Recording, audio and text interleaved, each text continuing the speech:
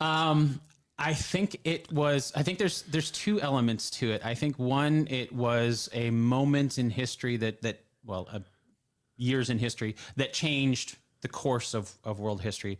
But also, I think there's elements to it that is rather rare in a lot of wars, because you have the Third Reich that just completely fell. So we got all those top secret documents that they were hiding, and now the government's not there anymore. So we have an open look into what they were doing that we don't get in a lot of other wars when, the country is still around. They lose the war, but all their top secret documents aren't. Right. They're all public, but we have access to them. The Cold War, we probably don't know everything in the Cold War yet from Exactly. Russia. Right? Yeah. Exactly. And so I think it's something where it's easier to tell a story when you know all those dots, and you can connect them a lot better. Well, and one of the atrocities of this is that the Germans were such good documenters.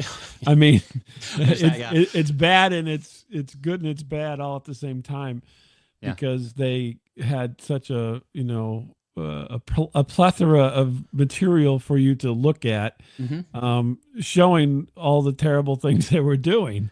Yeah. And so, I mean, there was no mistaking it. It's like they recorded themselves doing it. And I mean, I guess that goes along with this idea. And you try to, so for a lot of those atrocities too, you try to wrap your head around it.